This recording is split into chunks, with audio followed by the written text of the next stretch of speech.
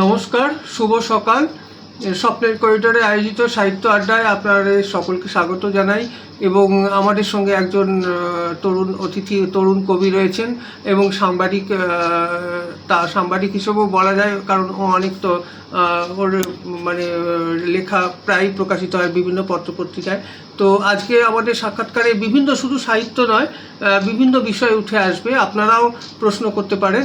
তো আমাদের সঙ্গে রয়েছেন ভাই অর্ক গোস্বামী ভাই, তো তরুণ কবি। অর্ক, বলো তোমার। নমস্কার। সবার প্রথমে ধন্যবাদ জানাই জয়ন্ত দাকে। পরশুদিন আমি কল পেয়ে খুব আনন্দ পাই যে আমি আজকে অনুষ্ঠানে আমন্ত্রিত হয়েছি। তো আজকে আমাদের এই আলোচনার মাধ্যমে মূলত আমি প্রবন্ধ, নিবন্ধ লিখে থাকি। আর নিজের পরিচয় আমি দিতে ভালোবাসি একজন অ্যাক্টিভিস্ট হিসেবে, যে পরিবেশ, জিও পলিটিক্স, তার পাশাপাশি সাহিত্য, কারণ সাহিত্য বাদ দিয়ে তো অবশ্যই সমাজ নয়, এবং সমাজের প্রত্যেকটা ঘটনা, প্রত্যেকটা দুর্ঘটনা বিভিন্ন ফরম্যাটে উঠে আসে, তার মধ্যে অবশ্যই সাহিত্য এবং অন্যান্য ফরম্যাটে। তো আজকে এই আলোচনায় আমরা অনেক বিষয় নিয়ে আলোচনা করব, অনেকগুলো বিষয় উঠে আসবে। বিশেষ করে মে মাস মানে লেখক কবিদের মাস, সত্যজিৎ রায়, রবীন্দ্রনাথ ঠাকুর, নজরুল ইসলাম, এবং তারপরে মহাশ্রেয়া দেবীরও 100 বছর, শতবর্ষ উদযাপন এখন শুরু হয়েছে। তো আস্তে আস্তে আমরা থাকুন, এবং পর্দার ওপারে যারা আছেন তাদের প্রত্যেককে আমি ধন্যবাদ জানাই, যারা লাইভে থাকবেন এবং পরবর্তীকালে যারা দেখবেন। অর্ক, আমি যেটুকু জানি, তোমাকে দেখছি তুমি প্রচুর বই পড়ো, বইয়ের নেশা প্রচুর তোমার, মানে, এবং শুধু পড়ো নয়, তোমাকে দেখেছি যে কালে বই সংগ্রহ করো, প্রত্যেকটা মেলায় গিয়ে, দূর দূরান্তের মেলায় গিয়ে, আমাদের স্টলে এসেও তুমি প্রচুর বই কিনেছো, আমি দেখেছি একটা সময়। যে তোমার এই যে বই পড়ার মানে যে একটা অভ্যেসটা, এটা কি শৈশব থেকেই? হ্যাঁ, শৈশব। অ্যাকচুয়ালি কি হয়, একজন পাঠককে তৈরি করার পিছনে যেমন ধরুন একজন সন্তানকে যে মা মানুষ করে, মা বাবা পরিবার তারা মানুষ করে থাকেন, তো একজন পাঠক তৈরি হওয়ার পিছনে অনেকজন মানুষের অবদান থাকে। তো কিছু মানুষের কথা আমাকে অবশ্যই বলতে হয়, মানে আমার পাঠক হয়ে ওঠা বা লেখায় আসা, কি লিখি, কেন লিখি, এখানে প্রচুর মানুষের অবদান আছে। পাঠক হয়ে আসার ক্ষেত্রে পারিবারিক কিছু মানুষের অবদান আছে, এবং পরিবারের বাইরেও যাদেরকে আমরা এক্সটেন্ডেড ফ্যামিলি বলি, সেরকম প্রচুর মানুষ আছেন যারা আমার পাঠক হয়ে ওঠার পিছনে, বা বই কেনা, বই পড়া, বিভিন্ন বিষয়ে পড়া, অনুসন্ধিৎসা জাগানোর পিছনে প্রচুর মানুষের কথা আছে। তো আমার জন্ম হচ্ছে আসানসোলের মহিশিলা কলোনি, 1 নম্বর মহিশিলা কলোনি। এটি মূলত উদ্বাস্তু শ্রেণীর মানুষদের জন্য তৈরি করা হয়েছিল দেশভাগের পরে। তো আমাদের ওখানে একটা লাইব্রেরি আছে, সঞ্চয়ন পাঠাগার। তো আমার এই পাঠক হয়ে ওঠার পিছনে যে কজন মানুষ আছেন, আমি পরিবারের কথা পরে বলবো, আগে পরিবারের বাইরের যারা আছেন তাদের কথা বলি। তো আমাদের লাইব্রেরিতে সঞ্চয়ন পাঠাগার এখনও আছে। তো সেখানে একজন ভদ্রলোক লাইব্রেরিয়ান ছিলেন, মানে বয়স আমার থেকে অনেক বড়, কিন্তু সবাই যেহেতু দাদা দাদা বলতেন, তো আমরাও দাদাই বলতাম। দীপঙ্কর সিংহ রায়। আমি মনে করি যে আমাদের আশেপাশে যত মানুষ আজ বই পড়ে মহিশিলা কলোনিতে, বা আমাদের বয়সী, আমাদের প্রজন্মে যারা বই পড়তে ভালোবাসে, লিখতে ভালোবাসে, চর্চায় থাকতে ভালোবাসে, বিভিন্ন বিষয় নিয়ে জানতে ভালোবাসে, তাদের মনের মধ্যে ওই বই পড়ার অভ্যাসটা ওনার তৈরি করা। মানে আমার খুব ছোটো ছোটো ঘটনা মনে, টুকরো টুকরো ঘটনা মনে পড়ছে। যেমন আমাদের পাড়ায় একটা সাহিত্য অনুষ্ঠান হচ্ছিল, তো সেখানে আমি একটা ছড়া বলার কথা, এবার সম্ভবত সুকুমার রায় সৎপাত্র বা এরকম, মানে এই মুহূর্তে মনে পড়ছে না, এরকম একটা ছড়া বলার আমার কথা ছিল। বই কোথায় পাই, একদিনের জন্য দুম করে বই কেনা বা সুযোগ ছিল না। তো তখন আমি লাইব্রেরিতে যাই। আমার কিছু কিছু ঘটনা আমার পরিষ্কার মনে আছে, মানে যেগুলো দাগ ফেলে গেছে। তো একদম ছোটবেলার ঘটনা, মানে এটা হয়তো 7-8 বছর, 9 বছর, সব তো মনে থাকে না, কিছু কিছু জিনিস দাগ কেটে যায়। তো উনি তো একজন সরকারি কর্মচারী, ওনার তো বই দিয়ে দেওয়ার কথা নয়। তো উনি বললেন যে তুই একটা কাজ কর, এই বইটা উনি আমাকে জেরক্স করে উনি সঙ্গে সঙ্গে দিয়ে দিলেন। মানে ওটা ওনার কিন্তু সরকারি রুল বুকেও লেখা নেই যে তুমি কোনো বই জেরক্স করে দিয়ে দেবে বা তুমি দেওয়া, কিন্তু তার বাইরে গিয়ে উনি এটা করলেন, নিয়ম না ভেঙেই করলেন, এবং আমাকে বলেছেন ঠিক আছে, আমি এখানে আসবি, ভালো করে বলবি, আমি দেখবো, তারপরে তোকে ইয়ে করবো, আবার তুই আসবি, বই দেবো, পড়বি। তো এরকম একটা ঘটনা এইটা একটা ঘটনা মনে আছে। তার কদিন পরেই আমার যেহেতু প্রচুর বই পড়ার অভ্যাস ছিল, এবং আরেকটা মজার ব্যাপার ছিল হচ্ছে, আমার বাবা যখন অফিস থেকে ফিরতে 7:30, 8টা এরকম হয়ে যেত। এবার বাবা ঠিক অফিস থেকে ফিরে কিছুক্ষণ ঘরে থেকে একটা পাশেরই একটা বইয়ের দোকানে আড্ডা দিতে যেতেন।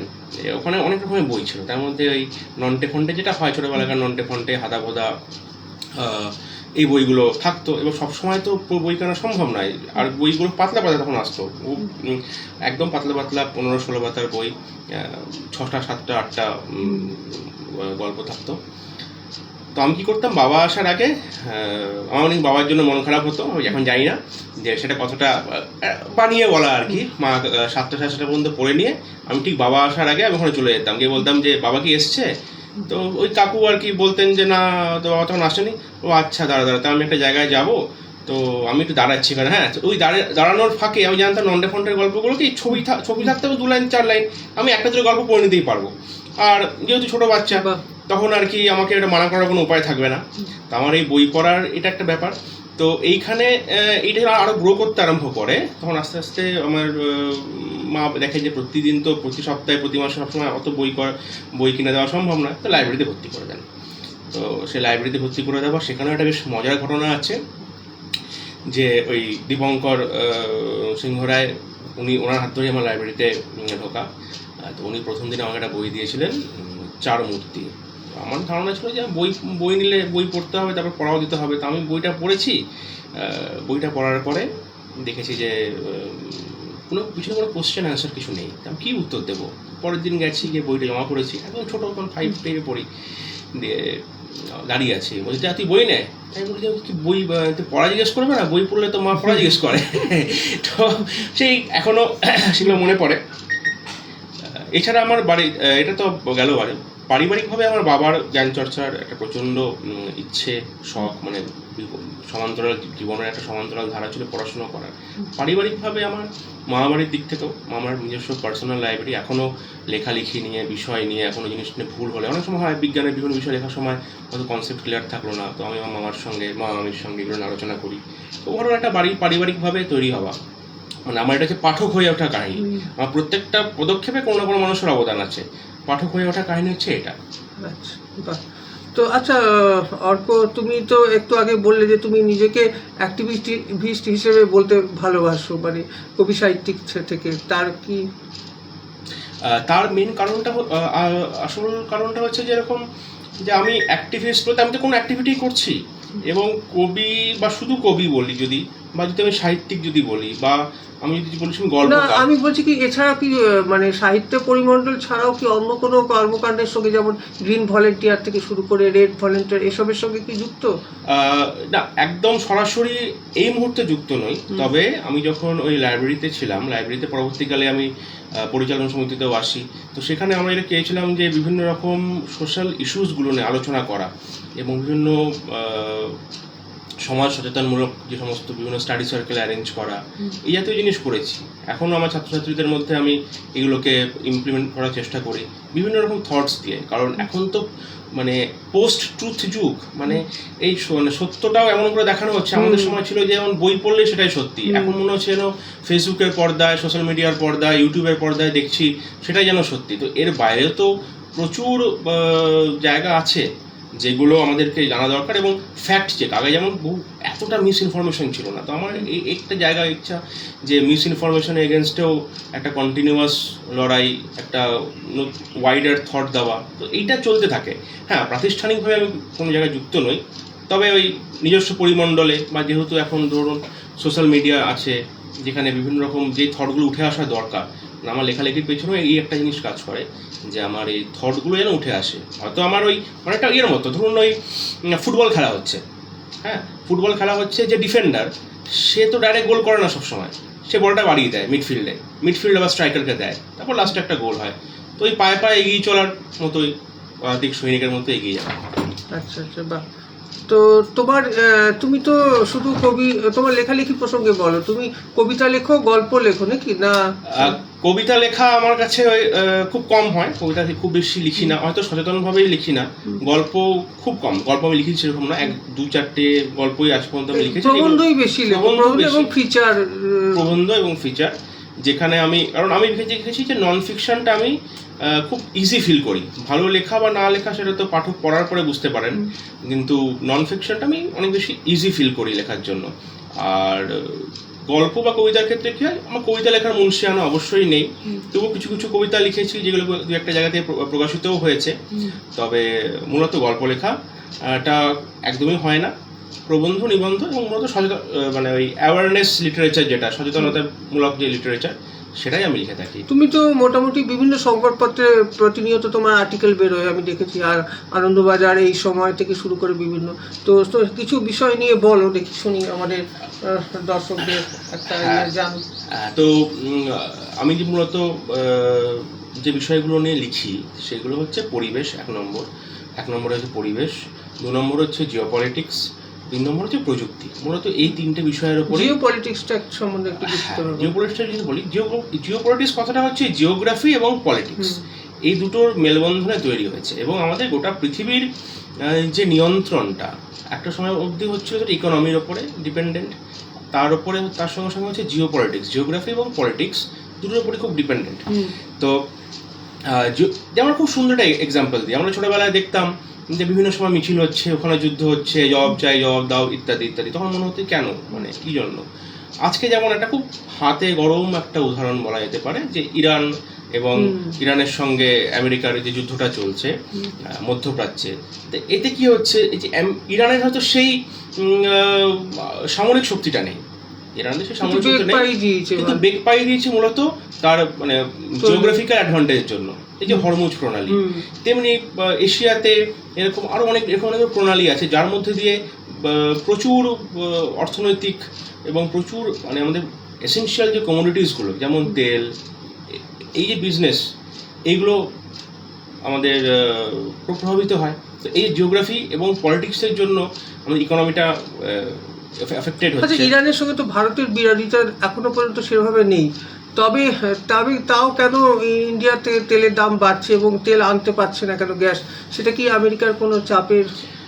কিছু জিওপলিটিক্যাল রিয়ালিটি আমাদেরকে মেনে নিতে হবে। প্রথম কথা, ভারতবর্ষ ক্ষেত্রে যেটা সবচেয়ে সমস্যা সেটা হচ্ছে আমাদের এনার্জি সভরেনিটি, মানে এনার্জি যে সার্বভৌমত্ব, সেটা আমাদের কম। তার কিছু কিছু ঐতিহাসিক কারণও আছে, কিছু বাস্তব কারণ আছে।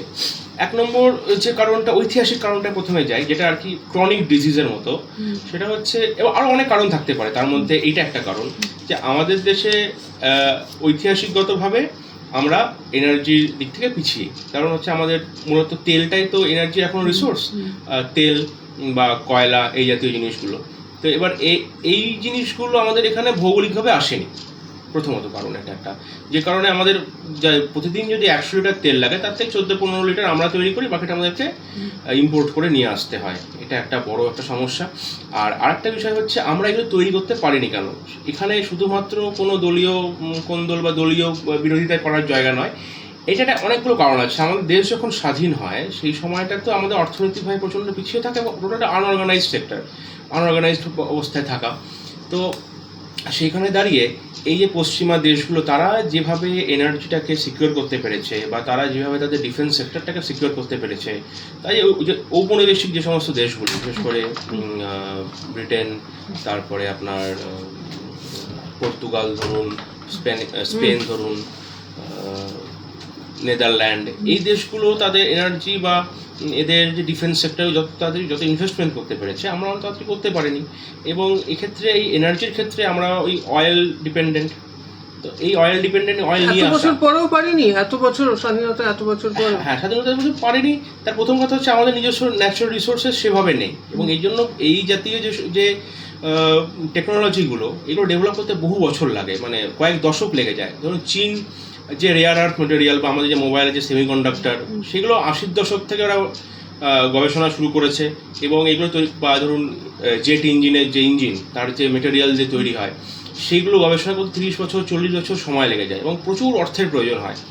সেইগুলো আমাদের দেশে যে যে সমস্যাগুলো, ধরুন আমাদের তার বদলে আমরা খাদ্যে সার্বভৌমত্ব লাভ করেছি, গ্রিন রেভলিউশন হয়েছে আমাদের এখানে, বা আমরা বেশ কিছু ভালো ভালো টেকনোলজিতে এগিয়েছি, তার মধ্যে ইসরো, ডিআরডিও, এই জাতীয় প্রতিষ্ঠান তৈরি হয়েছে, তাদেরও তো আমাদের উপগ্রহ গেল। হ্যাঁ, তো এই জাতীয় জিনিসগুলো হতে, এবার সব প্রায়োরিটি তো একসঙ্গে হয় না। আমাদের যেমন প্রায়োরিটি কখনোই ছিল না যে আমরা চাঁদে মানুষ পাঠাবো বা মহাকাশে মানুষ পাঠাবো, আমাদের প্রায়োরিটি ছিল যে আমরা মহাকাশে স্যাটেলাইট পাঠাবো, কিন্তু মূলত সেটা হচ্ছে বন্যা, খরা এবং আবহাওয়ার নজরদারি করার জন্য। তো এইভাবে প্রায়োরিটি তৈরি হয়। তারপরে জিওপলিটিক্যাল বাস্তবতা তো আছেই, যেটা চীন করতে পারবে, ডাইরেক্টলি ইরানের কাছ থেকে আমেরিকার বিরোধিতা সত্ত্বেও নিতে পারবে, সেটা আমাদের পক্ষে এই মুহূর্তে সম্ভব নয়। কারণ আমাদের বহু ক্ষেত্রে, বিশেষ করে ডেটা থেকে শুরু করে যত ডিজিটাল টেকনোলজি, তার ম্যাক্সিমামটাই হচ্ছে ওই আমেরিকা লেড কোম্পানিগুলো দ্বারা। তো কোথাও কি একটা ভয়ের মানে চাপের কাছে নথি শিকার হচ্ছে নাকি? চাপের কাছে নথি শিকার বলতে হচ্ছে, যেহেতু আপনার ওই আমাদের ডেটা বা আমাদের ডিজিটাল সার্বভৌমত্বটা দুর্বল।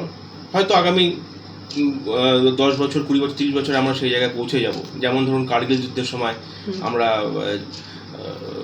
আমেরিকা যখন বন্ধ করে দেয় ডেটা সার্ভিস দেওয়া স্যাটেলাইট থেকে, তখন তারপরে আমরা শিক্ষা নিয়ে তার কয়েক বছরের মধ্যে নিজস্ব জিপিএস সিস্টেম তৈরি করে ফেলি, যেটা ধরুন আমেরিকার ক্ষেত্রে কয়েক হাজারের কাছাকাছি স্যাটেলাইট আছে, চীনের ক্ষেত্রে বেশ কয়েকশো, আমাদের কাছে আছে 1 ডজনের কাছাকাছি।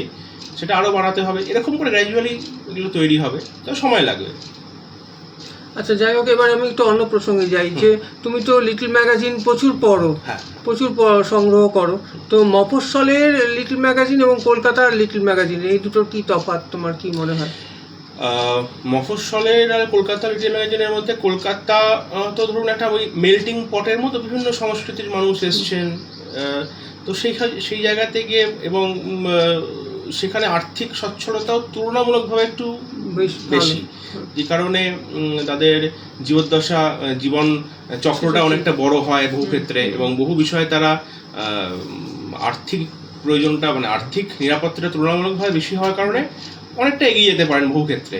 বা আমাদের যত রিসোর্সগুলো আছে, মানে পড়াশুনো বলুন, রিসার্চ বলুন, এই সমস্ত তো কলকাতা। আমাদের সঙ্গে রয়েছেন দেবমাল্যদা চ্যাটার্জি, লিখেছেন ঠিক পারলেছ, বুদ্ধদেব ঘটক লিখছেন, খুব ভালো ছেলে অর্কবাবু। আর আমাদের সঙ্গে বিশিষ্ট সাহিত্যিক রয়েছেন রবীন্দ্র গুহ মহাশয়, একটু আগে আমাকে ফোন করেছিলেন, উনি তোমাকে একটা প্রশ্ন করতে বলেছেন, সেটা আমি প্রশ্নটা করব। তো যাই হোক, সবাই দেখুন স্বপ্নের করিডোরে আয়োজিত সাহিত্য আড্ডায়। অর্ক খুব ভালো একজন বিদগ্ধ পণ্ডিত মানুষ, ওর কাছ থেকে আপনারাও প্রশ্ন করতে পারেন, অনেক কিছু আমরা জানতে পারবো। হ্যাঁ, তো যেখানে ছিলাম, তো এবার তারপরে হচ্ছে সংরক্ষণ, মানে একটা লিটল ম্যাগাজিন, তার সংরক্ষণ, তার উদ্যোগ, যেটা কলকাতা কেন্দ্রিক বা বড় শহরের ক্ষেত্রে অনেকটা সুবিধাজনক। মফস্বলের ক্ষেত্রে, মফস্বলের একটা বিরাট বড় উপায় হচ্ছে যে ভারত, মানে পশ্চিমবঙ্গের কথা যদি আমি বলি শুধু, তাহলে মফস্বলের প্রচুর ইতিহাস আছে, যেগুলো লিটল ম্যাগাজিন মাধ্যমে উঠে আসে। এবার মফস্বলের সমস্যা হচ্ছে যে বহু জায়গাতে আর্থিক সুরক্ষাটা তুলনামূলকভাবে কম, যেটা কয়েকটা জেলাতে বা কয়েকটা মানে সদর শহর বাদ দেয়, সরকারি একটা ইয়েটাও নেই। হ্যাঁ, উদ্যোগটা তুলনামূলকভাবে কম। আর তবে মফস্বলের ক্ষেত্রে যেটা সুবিধাজনক, আমি রিসেন্টলি একটা বই পড়ছিলাম, এই বইটা যদি ধরুন, বইটা হচ্ছে পশ্চিম বর্ধমানের ইতিহাস ও সংস্কৃতি, শ্রদ্ধেয় নন্দদুলাল আচার্য সম্পাদিত বইটি, ঠিক কয়েক বছর আগে বেরোয়। আমি রিসেন্টলি বইটা পড়া শুরু করলাম, তাই ভাবছিলাম যে এই বইটা, বেশ কিছু প্রবন্ধ বিভিন্ন লিটল ম্যাগাজিনে বেরিয়েছে, কিন্তু এই প্রবন্ধগুলো দুর্দান্ত প্রবন্ধ, বিশেষ করে পশ্চিম বর্ধমানের ইতিহাস এবং সংস্কৃতি জানতে গেলে এই বইটা পড়া খুব দরকার। এবার এই বিষয়টা যদি ধরুন শুধু যদি লিটল ম্যাগাজিনে রয়ে যেত, প্রপার যদি এটার সংকলন না তৈরি হতো, তো আমরা জানতে পারতাম না। তো এই একটা ব্যাপার। এবং মফস্বল অঞ্চলে বহু জায়গাতে অর্থের সুরক্ষা আছে, কিন্তু এই চর্চাটা তুলনামূলকভাবে কম। তার অনেকগুলো কারণ আছে, শুধু অর্থ নয়, তার প্রচুর মানসিকতাও দরকার। এবং এই ফিল্ডে আসবো, মানে একটা কি হয় যে এই ফিল্ডে আমি কেন আসবো, এটা তো একটা বড় অংশের একটা মানুষের জানার বা উপলব্ধি করার বিষয়। এই ব্যাপারটাতে সরকারি ক্ষেত্র থেকে এই জাতীয় উদ্যোগগুলো যদি সরকারি ক্ষেত্রেও বা আরও যদি উৎসাহ দেওয়া যায়, তাহলে হয়তো ভবিষ্যতে আরও ব্যাপারটা সুন্দর হয়ে উঠবে। চর্চাটাও কম, তার মানে কলকাতাকে তুমি এগিয়ে রাখছো। হ্যাঁ, কিন্তু আমি বলবো না যে এটা এরকম যে শুধুমাত্র বিষয় ভিত্তিকে আমি কলকাতাকে এগিয়ে রাখবো না। কলকাতা তুলনামূলক সেফ হেভেন বলা যেতে পারে। এরকম প্রচুর পত্রিকা আছে, যেমন ধরুন শুধু সুন্দরবন চর্চা বলে একটি পত্রিকা আছে, শুধু সুন্দরবনের উপর দুর্দান্ত তারা কাজ করছেন। এরকম প্রচুর লোকসাহিত্যের উপরে আমার বলো সেগুলো পত্রিকার কথা কিছু বলো। সুচেতনা বলে একটি পত্রিকা আছে, যারা মূলত লোকসাহিত্য, লোকগান, লোকদেবতা নিয়ে কাজ করে থাকেন। এরকম প্রচুর পত্রিকা, যেগুলো আপনার সংবর্ত বলে একটি পত্রিকা বর্ধমান থেকে আমি দেখেছি, বিভিন্ন বিষয় ভিত্তিক তারা ইস্যু তৈরি করে। যেগুলো যথেষ্ট ভালো লাগে পড়তে এবং এগুলো রেখে দেওয়ার মতো। বিশেষ করে এর সঙ্গে সঙ্গে যেটা খুব দরকার, যে যেহেতু এই জাতীয় বইগুলো অনেক সময় হারিয়ে যায় বা দ্বিতীয় সংস্করণ তৈরি হয় না, সেক্ষেত্রে এই লাইব্রেরিগুলো ভালো উদ্যোগ নিতে পারে এবং সেটা হলে তো অবশ্যই খুব ভালো। এই লাইব্রেরি নেটওয়ার্কটা খুব ইম্পর্টেন্ট আমাদের, বিশেষ করে এই পরিস্থিতিতে যখন লিটল ম্যাগাজিন তৈরি করা, বই তৈরি করা যথেষ্ট খরচ সাপেক্ষ হয়ে হচ্ছে এবং এটা সংরক্ষণ করতে গিয়ে আমিও দেখছি যে এটা খুব একটা কঠিন ব্যাপার। এই আর্কাইভ করা বা বই সংরক্ষণ করা, এ বিষয়ে তোমার কি বক্তব্য? বই সংরক্ষণ করার বিষয় হচ্ছে এখন মানে জ্ঞান আহরণ করার জন্য শুধুমাত্র বই কিনতেই হবে তা তো, কেনাটা খুব দরকার তার মানে আর্থিক স্বাস্থ্যের জন্য, কিন্তু তার পাশাপাশি যেটা খুব প্রয়োজন যে প্রপারলি এটাকে আর্কাইভিং করাটা। আর্কাইভিং করতে গেলে ব্যক্তিগত উদ্যোগ তো আছেই, কিন্তু অ্যাকচুয়ালি কি হয় যে ধরুন আমি বই ভালোবাসি, কিন্তু আমার পরিবারের পরের জেনারেশন বইটা পড়বে, এরকম ভাবেই অনেক দুর্গাপুরের লাইব্রেরি উঠে গেছে, অনেক নষ্ট হয়ে গেছে। একদম মধু চট্টোপাধ্যায়ের লাইব্রেরি ছিল, সুশীল লাগের ছিল, কবি তো এইগুলো পরবর্তী জেনারেশন সেটা সংরক্ষণ করে না, বা তাদের অ্যাকচুয়ালি কি হয় যে আমি সংরক্ষণ করে আমার কি হবে, এই ব্যাপারটা পরিষ্কার নয়। কিন্তু কালচারাল একটা হেরিটেজ ধরে রাখার তো একটা ব্যাপার, সেক্ষেত্রে বিভিন্ন সরকারি উদ্যোগ বা যে এই জাতীয় যে সমস্ত প্রতিষ্ঠানগুলো আছে তাদের এগিয়ে আসাটা খুব দরকার। কারণ আমাদের এইগুলো ধরুন আজ থেকে 30, 40, 50, 100 বছর পরে মনে হবে যে আমাদের একটা কালচারাল লিগ্যাসি ছিল, যেটা ধরুন একটা সময় মনে করা হতো যে আমাদের বৈদিক যুগের কোনো সময় ছিল না, কিন্তু পরবর্তীকালে 1921, 1922 এই সময়টাতে যখন হরপ্পা সভ্যতা উঠে এলো, হরপ্পা সভ্যতা খুঁজে পাওয়া গেল, তো তখন মনে হলো যেন আমাদের সভ্যতাটা আরও পিছিয়ে, মানে আরও 2000 বছর আগে থেকে তৈরি হয়েছে, তার পরবর্তীকালে আরও আগেকার এসছে, যার ফলে একটা কালচারাল হেরিটেজ ধরে রাখার বিষয় উঠে আছে। আচ্ছা, তুমি কবিতা, গল্প, প্রবন্ধ কোন বিষয়ে তোমার মনে হয় যে বাংলা সাহিত্য এখন বেশি চর্চা হচ্ছে? এটাতে একদম অনেকটাই ডেটা ড্রিভেন একটা কোশ্চেন। অবশ্যই কবিতা প্রচুর বেরোচ্ছে, আমি কবিতা প্রচুর বুঝি তা নয়, তবে হ্যাঁ অবশ্যই কবিতা যারা লেখেন তারা সৃজনশীলতা আছে, কবিতা প্রচুর প্রকাশিত হচ্ছে, গল্প প্রকাশিত হচ্ছে। তবে আমি মনে করছি প্রবন্ধ ক্ষেত্রে আরো সিরিয়াস প্রবন্ধ, আরো ম্যাচিওর প্রবন্ধ, আসলে প্রবন্ধটা তো সহজ ব্যাপার নয়, অনেক খাটতে হবে, অনেক পড়াশোনা করতে হবে, মানে টেস্ট খেলার মতো, ক্রিকেটের টেস্ট খেলার মতো ধরে ধরে করতে হবে এবং প্রবন্ধ লিখে আমি লিখেছি অনেক কিছু প্রবন্ধ, কিন্তু প্রচুর পরিশ্রম করতে হয়, পড়াশোনা করতে হয়, সময় হয় না, অনেকে ডিউটিতে সময় চলে যায়, এইটাই মুশকিল। কিন্তু লেখা উচিত, প্রবন্ধ লিখলে কিন্তু বেশ ভালো লাগে, একটা তৃপ্তি আসে অনেকটা। প্রবন্ধ না অনেকটা একটা মানুষকে যখন প্রবন্ধ লিখতে শুরু করি, তার আর যখন শেষ করি, তখন মনে হয় যে ওই মানুষটার একটা ফিজিক্সে একটা মানে কনসেপ্ট আছে ডিসপ্লেসমেন্ট, যে একটা ওই মানুষটা যেন এক জায়গা থেকে আরেকটা জায়গায় পৌঁছে যায়। হ্যাঁ, মানে প্রবন্ধ লেখা শুরু করা, তারপরে শেষ করা, তার মধ্যে চিন্তা ভাবনা, এবং ওই যে বললাম একটা 3 দিন, 4 দিন, 5 দিন, 10 দিনের লেখা, তার আগে অন্তত বেশ কিছু দিনের পড়াশুনো করা, সেটা একটা উত্তরণ ঘটে। মানে প্রত্যেকটা প্রবন্ধ লেখার পরে মনে হয় একটা মানুষ যেন বদলে যায়। অবশ্যই কবিতা চর্চার ক্ষেত্রেও তাই হয়, গল্প চর্চার ক্ষেত্রেও তাই হয়।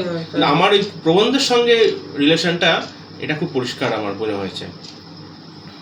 আচ্ছা, বিশিষ্ট সাহিত্যিক বুদ্ধদেব গুহ যে প্রশ্নটা আমাকে করেছিল সেটা আমি তোমাকে এখনই জানি, যে নাহলে ভুলে যাব। উনি বারবার জিজ্ঞেস করছিলেন যে মানুষের বিমর্ষতা নিয়ে সাহিত্য হচ্ছে কি, বা সাহিত্য হচ্ছে না কেন, মানুষের বিপন্নতা বা বিমর্ষতা এই সময়ের কথা কি সাহিত্যে? হ্যাঁ, মানুষের বিপন্নতা এই বিষয়ে অনেক ওপিনিয়ন তো থাকতেই পারে। আমারও যে খুব পরিষ্কার ওপিনিয়ন কিছু আছে তেমনটা না, মানে আমার এই ওপিনিয়নগুলো আরো অভিযোজিত হবে, মানে আজকে যেটা আমি বলছি হয়তো আরো ভবিষ্যতে আরো বাড়ে। তো মানুষের বিপন্নতা নিয়ে লেখা হচ্ছে হয়তো তুলনামূলকভাবে কম হচ্ছে, কারণ এই বিপন্নতা নিয়ে লিখতে গেলে বেশ কিছু অথরিটিকে আমরা কোশ্চেন করতে হবে। আমাদের যে এক্স্যাক্ট সিস্টেম, যে আমাদের ধরুন সোশিও পলিটিক্যাল এবং ইকোনমিক যে সিস্টেম, সেই জায়গাটাতে দাঁড়িয়ে প্রচুর মানুষের ক্ষেত্রে যেমন দোষারোপ তৈরি হবে, প্রচুর বিপন্নতা তো প্রচুর আছে, যেগুলো আমরা যে অথরিটি কোশ্চেন করবো। যেমন নিয়ে জলবায়ু যে বিপন্নতা তৈরি হয়েছে, গোটা পৃথিবী জুড়ে জলবায়ু বিপন্নতা তৈরি হয়েছে, তার পাশাপাশি আর্থিক বিপন্নতা তৈরি হয়েছে। এবার জলবায়ু বিপন্নতা, আর্থিক বিপন্নতা, এগুলো তো আমাদের মানুষের মনে প্রভাব ফেলছে। যেমন যার খুব সুন্দর একটা উদাহরণ আমি কিছুদিন আগে লিখেছিলাম, ইকো অ্যাংজাইটি। এই যে মানুষ দেখছে আশেপাশে ক্লাইমেটের এই অবস্থা, ইকোনমির এই দুরবস্থা, এই অবস্থায় দাঁড়িয়ে মানুষ এটাই ভাবছে যে ভবিষ্যৎটা কি, ভবিষ্যৎটা কি। তাহলে এমন একটা ভবিষ্যৎ যে ভবিষ্যতের কোনো নিশ্চয়তা নেই। এই অনিশ্চয়তার মধ্যে বিপন্নতা, আমরা তো চেনা শত্রুকে সহজে আইডেন্টিফাই করতে পারি, কিন্তু অচেনা মানে আমাদের কি হবে। এবং এই যে বিপন্নতা থেকে বার করে নিয়ে আসা, যখন ধরুন ব্রিটিশ সাম্রাজ্য ছিল, আমাদের রুল করছিল, তো সেই ব্রিটিশ সাম্রাজ্য যখন আমাদের শাসন করছে, তখন আমরা শত্রুকে চিনি, আমাদের কি করতে হবে আমরা জানি, শত্রু শক্তি সম্বন্ধে আমরা অবগত ছিলাম। কিন্তু এই যে বর্তমানে যে এই পরিবেশ যখন আমাদের শত্রু হয়ে দাঁড়াচ্ছে, যেমন আমাদের আকাশের ওপরে আমাদের চারপাশে থাকা বায়ু আমাদের শত্রু হয়ে দাঁড়াচ্ছে, বা টেরোরিজম যখন আর্থিক পরিস্থিতি যখন আমাদের শত্রু হয়ে দাঁড়াচ্ছে, তখন সেই শত্রুকে নিয়ন্ত্রণ করার মতো অথরিটি, যে একটা বড় স্কেলের অথরিটি, মানে আজকে আমার এখানে দাম বাড়বে কিনা, আমার এখানে পাড়ার চায়ের দোকানে চায়ের দাম বাড়বে কিনা, সেটা কিন্তু ঠিক হচ্ছে হরমুজ প্রণালীতে। হরমুজ প্রণালীকে কন্ট্রোল করার ক্ষমতা আমার নেই। তাহলে এই যে একটা গ্লোবাল অর্ডার বা আমাদের গ্লোবাল অর্ডারের যে অভাব, সেই অভাবটাই কিন্তু বিপন্নতাকে বাড়াচ্ছে। এবং এই বিপন্নতাকে রিয়েলাইজ করার জন্য যে বিপুল পরিমাণ পড়াশুনো দরকার বা বিপুল পরিমাণ যে বোধ দরকার, সেটা সবসময় সব মানুষের পক্ষে সম্ভব হয়ে ওঠে না। আমরা প্রত্যেকটা ইস্যুকে আলাদাভাবে দেখছি, কিন্তু মূল বিষয়টা কিন্তু ওই আর্থিক পরিবেশ এবং এই সবকটা মিলে একটা সমস্যা। এই গ্লোবালাইজেশন থেকেই এই সমস্যাগুলো এসছে। যেমন এই পরিবারগুলো ভেঙে যাওয়া, আগে যেমন পাড়ায় পাড়ায় একটা বেশ হৃদ্যতা ছিল, মানুষের এত মানে এই যে ডিপ্রেশন বা এগুলো ছিল না, সবাই সবার সাথে মিশতো। এই যে এবার বিষয়টা এখানে একটা ছিল, যেমন যে সেলিব্রিটি কালচার বা আমরা এই যে ডেইলি ব্লগস কালচার, যে সবাই এখন সেলিব্রিটি, তার কন্টেন্টে আলোচনা করার জায়গা থাকুক কি কন্টেন্ট থাকুক কি না থাকুক, তাতেও তারা সেলিব্রিটি। এবং প্রত্যেককে নিজের ফেসবুক বা এই জাতীয় সোশ্যাল মিডিয়া যেমন প্রত্যেককে নিজেকে যাপন করার সুযোগ করে দিয়েছে, উদযাপন করার সুযোগ দিয়েছে, তেমনি বহু জায়গাতে আছে যেখানে তারা প্রচুর কথা বলছেন, প্রচুর জিনিস করছে, প্রতিদিন প্রচুর কন্টেন্ট আসছে, কিন্তু তার মধ্যে সারবত্তার অভাব। এবং যখন আমি সেগুলোকে, আমি যদি সারাদিনে 100টা শর্টস দেখি, 100টা ভিডিও দেখি, 50টা ভিডিও দেখি, যখন আমার কন্টিনিউয়াসলি ওই একঘেয়েমি বা আমার মুক্তির কোনো পথ খুঁজে পাচ্ছি না, তখন তো বিপন্নতা আসবেই। এবং এই বিপন্নতা নিয়ে লেখা বা বিপন্নতা নিয়ে কন্টেন্ট তৈরি করা, সেটা তখনই আসবে যখন আমরা এই বিপন্নতাটাকে বাইরে থেকে থার্ড আই বাইরে থেকে যখন দেখতে পাবো। তো লেখা হচ্ছে বেশ কিছু জায়গায়, বিশেষ করে যেগুলো তো যেমন ইউরোপিয়ান কান্ট্রি, অনেক জায়গায় শুনছি। এবং এটাও হচ্ছে নাকি, আমি রিসেন্ট একটা জায়গায় পড়ছিলাম যে মানুষ আবার ওই ফোনগুলোতে ফিরে যাচ্ছে, মানে তারা বিরক্ত হয়ে এই ফোন থেকে, মানে তাতে সময় নষ্ট হচ্ছে, দিনের শেষে মনে হচ্ছে যেন কিছুই একটা হচ্ছে না, এটা ওটা স্ক্রোলিং করতে করতে। তো এটাকে পাড়া কালচার ভেঙে যাওয়া, তার কারণ একটা বড় কারণ হচ্ছে আগে যে ধরুন রোজগারের যে উপায়গুলো ছিল, সেই রোজগারের উপায়গুলো তো আমাদের আশেপাশের মধ্যেই থাকতো।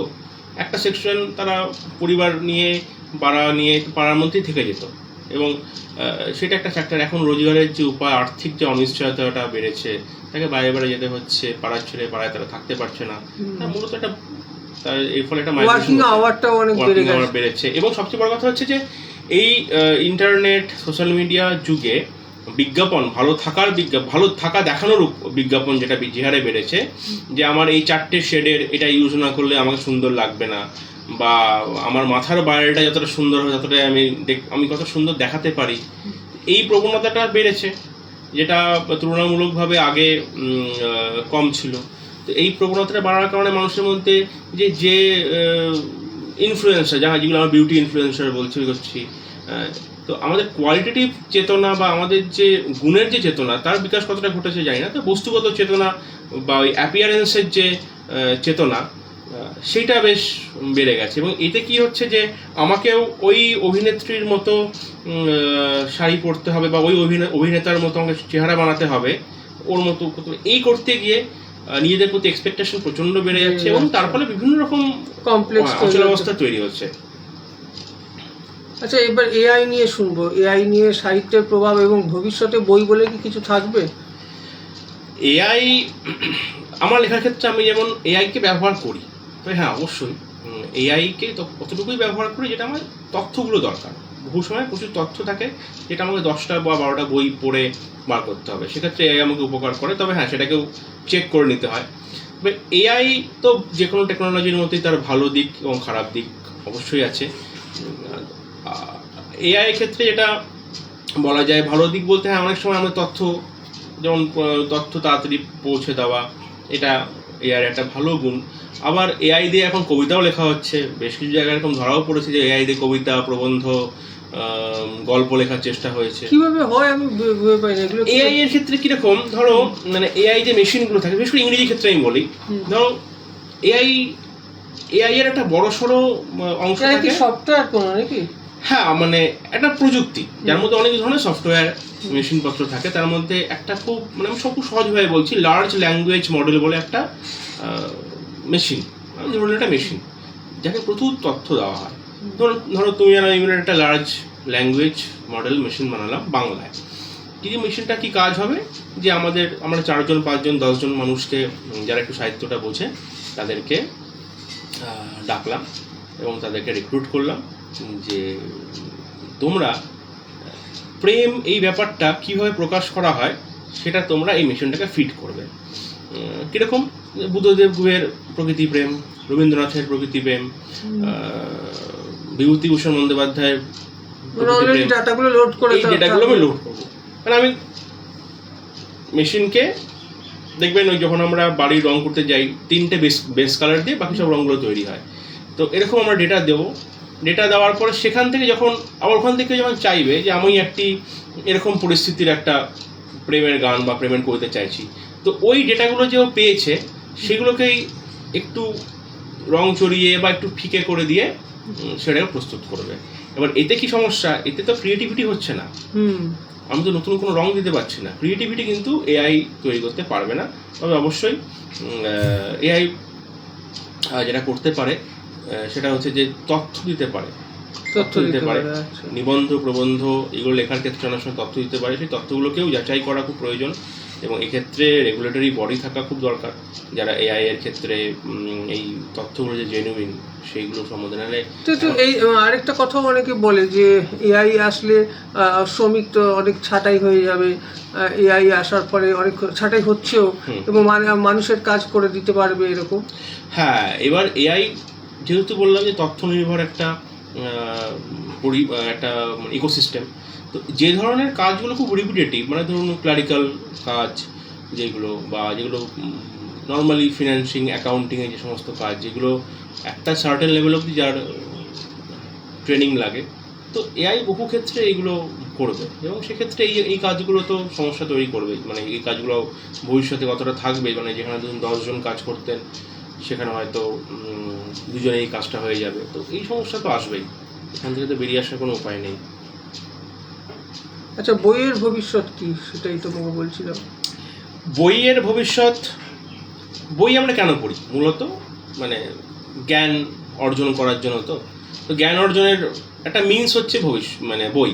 মানে যখন টমাস আলভা এডিসন বাল্ব তৈরি করেছিলেন, একটা তৈরি হয়েছিল, তার পরবর্তীকালে টেকনোলজি আরও ডেভেলপ করে, সিএফএল আসে, এলইডি আসে, এরকম। তো এবার বই তো থাকবে, বইয়ের যেমন একাডেমিক্স বই থাকবে, ভবিষ্যতেও থাকবে, কিন্তু বই পড়া বা বইটিকে থাকে তো পাঠকের জন্য। এবং বই পড়া ব্যাপারটা, সিলেবাসের বই পড়ার ব্যাপারটা তো কোনোদিন ফুচকা খাওয়ার মতো পপুলার ছিল না, বা সিনেমা দেখার মতো তো পপুলার ছিল না, বা ভবিষ্যতে এটা শর্টস দেখার মতো তো পপুলার হবে না। প্রিন্টেড বইয়ের ক্ষেত্রে যেরকম সমস্যা যে পাঠক তৈরি হচ্ছে না। পাঠক তৈরি হওয়ার ক্ষেত্রে মূল সমস্যা হচ্ছে আমাদের যে আমরা যেখান থেকে ভাষাগুলো শিখছি।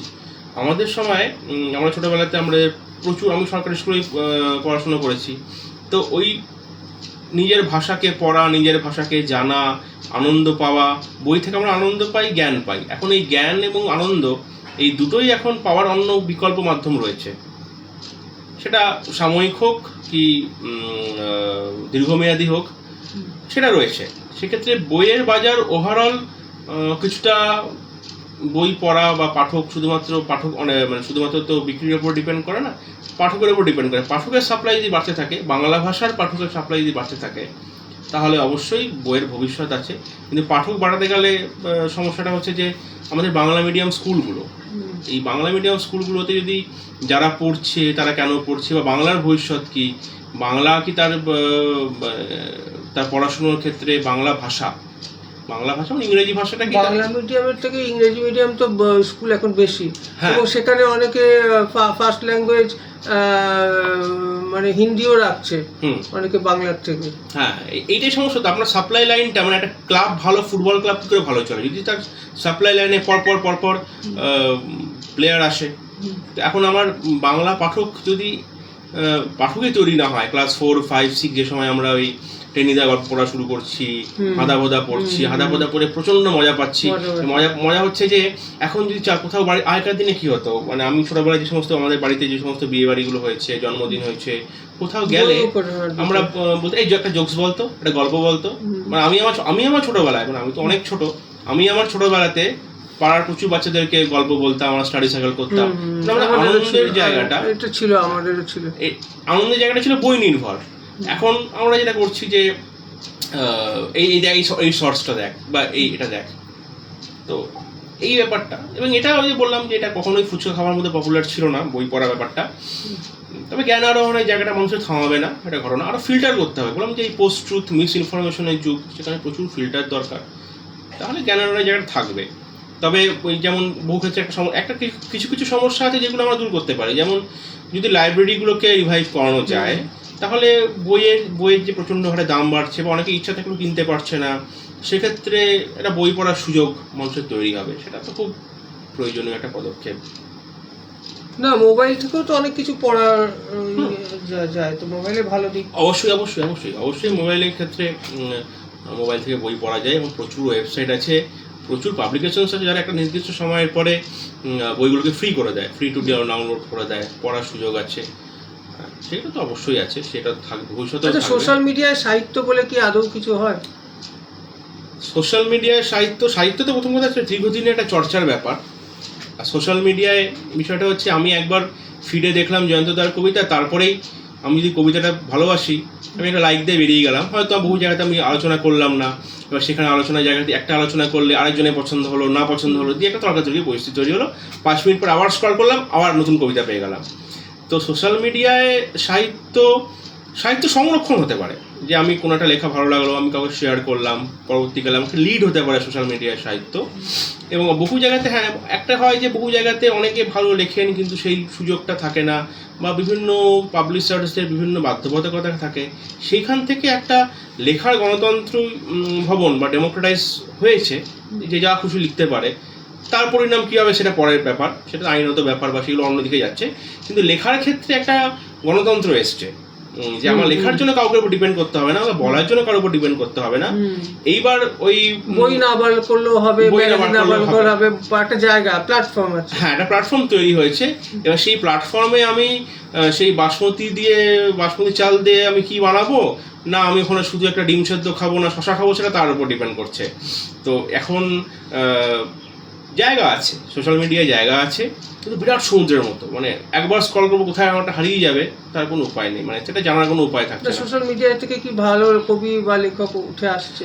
অবশ্যই উঠে আসতে পারে, কারণ হচ্ছে ধরুন যারা এখনকার প্রজন্ম, বা যারা বহুদিন কোনো জায়গাতে বিভিন্ন কারণে লিখতে পারছে না, সোশ্যাল মিডিয়াতে একটা প্রচুর মানুষের সমাগম। ধরুন আপনি একটা পার্টিকুলার পাবলিশার, তাদের একটা নিজস্ব ভাবনা চিন্তা থাকে, তার বাইরে হয়তো বহু জায়গায় পাওয়া যায় না, বা বিভিন্ন যে মুখপত্রগুলো থাকে তাদের একটা নিজস্ব মানে ফিলোসফি থাকে, তার বাইরে তারা হয়তো লেখাকে প্রকাশ করতে চায় না, বা সেই জাতীয় আলোচনাকে উৎসাহিত করে না। কিন্তু সোশ্যাল মিডিয়ায় ব্যাপারটা হচ্ছে, আপনি মানে আপনার প্রেক্ষাপটে লেখা কোনো লেখা, যে কোনো রচনা, আপনি তার সাপোর্টারও পাবেন, তার বিরুদ্ধেও লোক পাবেন। তো এই একটা জায়গা আছে। তো লেখার গণতন্ত্র তৈরি হয়েছে সোশ্যাল মিডিয়া আসার পরে, এটা ঘটনা। সেটা সবাই এগ্রি করতেও পারেন, নাও করতে পারেন। তবে লেখার মান উন্নয়নটা অনেক সময়ের ব্যাপার। অনেক সময়ের ব্যাপার, এটা তো সময় দিতে হবে আর কি। এবং ভালো লিখতে গেলে ভালো পড়তে হবে। অবশ্যই অবশ্যই পড়াটা প্রচন্ড দরকার। পড়াশোনা দরকার। আমাদের সঙ্গে দেখছি সুবোধ ঘোষ দেখছেন, গৌতম গুপ্ত, কবি গৌতম গুপ্ত, গৌতমদা দেখছেন, গৌতমদা লিখছেন। এই ব্যাপারটা যদি আমি বুঝি না, যদিও দেখি ছবি নানান ডিজাইন থেকে শুরু করে কবিতা লেখা, গান করা হচ্ছে।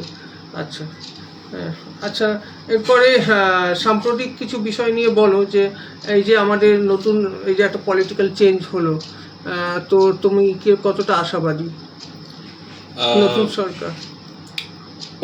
পলিটিক্যাল চেঞ্জ এটা তো একটা নিত্য নৈমিত্তিক ঘটনা। নিত্য নৈমিত্তিক মানে পৃথিবীতে, কিন্তু বাংলায় তো হচ্ছে। বাংলায় একটা 15 বছর বা তার আগে 34 বছর, তার আগে 20 বছর, মানে পশ্চিমবঙ্গে সরকার তৈরি করার ব্যাপারটা এখনো অবধি যেরকম আছে সেটা আর কি অনেকটা সেই সরকারি চাকরি করার মতো, বা ওই আমাদের ছোটবেলায় সে সমস্ত যে ক্লাবগুলো কিছু কিছু মাঠ ভাড়া দেওয়া হতো না, 99 বছর, 999 বছর, তো সেটা একটা ব্যাপার। তো এবার পশ্চিমবঙ্গের ক্ষেত্রে পলিটিক্যাল চেঞ্জটা প্রথমটা 20 বছর, তারপরে 34 বছর, তারপরে 15 বছর। এখন আমার মনে হয় যে পলিটিক্যাল চেঞ্জ হোক, সেটা মানুষ তার অভিজ্ঞতা দিয়ে বিচার করবেন, কিন্তু ওভারঅল যদি আমাদের মানে ওয়ার্ক কালচার, ইন্ডাস্ট্রিয়ালাইজেশন এবং এগ্রিকালচারের ক্ষেত্রে ডাইভার্সিটি, আমাদের মূলত হেলথ এবং এডুকেশন, হেলথ এবং এডুকেশনটা এই সময়ের উপযোগী করে তুলতে হবে, এটা একটা। এবং আমাদের যে মূল যে বিষয়টা সেটা হচ্ছে এগ্রিকালচারের ক্ষেত্রে শুধুমাত্র চাষ করলাম আর ফসল বিক্রি করলাম তা নয়, এর পাশাপাশি এগ্রিকালচারকে ডাইভার্সিফাই করতে হবে। মানে এগ্রিকালচারের মধ্যে এগ্রিকালচারাল অ্যাগ্রো বেসড যে সমস্ত ইন্ডাস্ট্রি আছে সেইগুলো, যেহেতু আমরা মূলত কৃষিভিত্তিক রাজ্য, এবং পরবর্তীকালে এই যে হিউজ অ্যামাউন্ট অফ যুব শক্তি আমাদের এখানে আছে, সেই যুব সমাজকে ট্রেন করা একদম মানে সরকারি স্কুল, বড় উদ্যোগ তো সরকারকেই নিতে হয়, সরকারি হোক বেসরকারি হোক, একদম শুরুর থেকে যুগের উপযোগী তৈরি করে তোলা, মানে প্রপার হিউম্যান রিসোর্স তৈরি করা হেলথের ক্ষেত্রে এবং এডুকেশন। বাকিটা কিন্তু মানুষ সুযোগ পেলে ঠিক করে নেবে। তো হেলথ, এডুকেশন এই দুটো যদি আমাদের নতুন সরকার এটাকে উপরে ধ্যান দেন, তো অবশ্যই একটু লং টার্ম প্রসেস, কিছু তো রিলিফ ইমিডিয়েট হয়, আর কিছু রিলিফ থাকে যেটা ভবিষ্যতে ক্রনিক ডিজিজের ট্রিটমেন্ট করতে গেলে সময় লাগে, এবং যেটা ইমিডিয়েট রিলিফ সেটা দিতেই হবে। বাকিটা দেখা যাবে সময়ের সঙ্গে সঙ্গে, মানুষ তার অভিজ্ঞতা দিয়ে ঠিক করবে। দেখি এবার তোমার কিছু লেখা পড়ি শুনি কিছু কবিতা বা। হ্যাঁ, এবার সময় এই সময় বাধ্যবাধকতা বা চটজলদি বলা যায় এরকম একটা কবিতা। ছোট কবিতার ক্ষেত্রে খুব ছোট ছোট লিখি, কারণ মানুষের এখন তো সময় খুব কম। তারা ওই প্রথম মানে অ্যালগোরিদমে বলে, ইউটিউবে অ্যালগোরিদমে, যে প্রথম 10 সেকেন্ড বা 6 সেকেন্ডের মধ্যে যদি ক্যাচ করতে পারো তো ঠিক আছে। তা আমি মূলত ছোটো ছোটো লেখায় লিখি। তো দুটো এরকম ছোটো কবিতা লিখেছি রিসেন্টলি। তার মধ্যে একটা হচ্ছে এই মধ্যপ্রাচ্যের ওপরে যে যুদ্ধ চলছে, যে রাশিয়াকে ঘিরে, ইউক্রেনকে ঘিরে, ছোট্ট একটা কবিতা। কবিতাটার নাম হচ্ছে সমর শৈশব। বার্সেলোনা গার্ডেন থেকে আলমাগাজি স্কুলের রাস্তায় 3টি শিশু ভূত ও ভবিষ্যতের মাঝে বর্তমান দাঁড়িয়ে ওপারে দেখছে অটোমান আর 21 শতকের মাঝে বিছানো কাঁটা। সেই কাঁটার ছোঁয়া পৌঁছে গেছে ডনবস্কের দোরগোড়ায়। ক্লাস্টার বোমের আঘাতে এখনও অপারেশন বারবারোজার কাহিনী পড়া বাকি সমান্তরাল প্রজন্মের। মৌসুমি বায়ুর পথ ধরে আরেকটু ভাস্কো ডা গামার ডায়েরি পড়লে পৌঁছে যাই সতীদাহের দেশে। রামমোহন, ফিরে এসো আরও একবার, চিতা নেভাও, চিতা নেভাও। এটা একটা। আর একটা ছোট্ট, এটা একটা ব্যক্তিগত কবিতা বলা যেতে পারে। আগেরটা যেমন আমার মূলত ওই মধ্যপ্রাচ্যের বিভিন্ন যুদ্ধ এবং বহু জায়গাতে যে শিশু মৃত্যু ঘটছে যুদ্ধের কারণে, তো সেইটা নিয়ে একটা লেখা। এটা একটা একটু ব্যক্তিগত লেখা, এর মধ্যে কোনো বার্তা বা এটা মনের খেয়ালের লেখা। এক বচনে যা কিছু ব্যক্তিগত, বহু বচনে ভাঙে সর্বনাম। আমার প্রিয় বর্ণমালা থেকে যুক্তাক্ষর অবধি পৌঁছনোর মাঝে অপেক্ষা করে আমারই প্রিয় ডাকনাম। 3-4 12 মাসের বিপন্নতার ঢেউ, ডুবজল আর পানকৌড়ির সাথে। কবিতার নাম বহু বচন।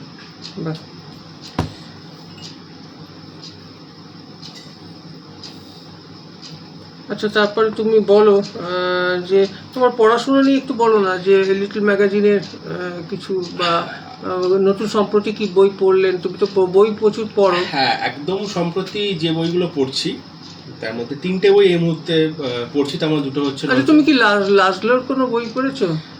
লাজলোর বই পড়েছি বলতে না, আমি সরাসরি কোনো বই পড়িনি, তবে তার লেখার কিছু ফিচার্স আমি বিমান চট্টোপাধ্যায় পুনে থেকে আমাকে বলেছিল তোমাকে প্রশ্ন করতে যে লাজলো যে নোবেল পেয়েছে তার মেন ফিলোসফি কি এবং কেন তাকে দেওয়া হলো এবার। হ্যাঁ, লাজলোর আমি পুরো বই কোনো বই পুরোটা পড়িনি, কারণ হচ্ছে আমার কাছে এই বইগুলো এই মুহূর্তে নেই।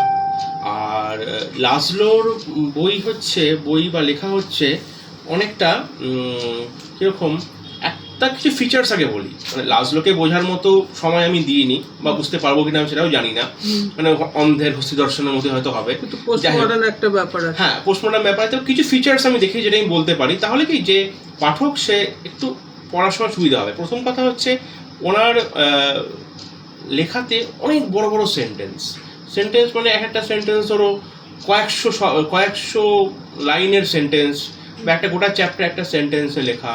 তো ওনাকে যখন প্রশ্ন করা হয়েছিল যে আপনি এরকম লেখেন কেন, তো বলেছে আমি এটাকে রিপ্রেজেন্ট করি একটা কন্টিনিউয়াস থটের মতো, যে আমি একটা লিখছি তাই সেটা হয়তো 300 লাইনের একটা বাক্য বা 102 পাতার একটা বাক্য, এবং তার মধ্যে কিন্তু খুব ডিটেলিং থাকে।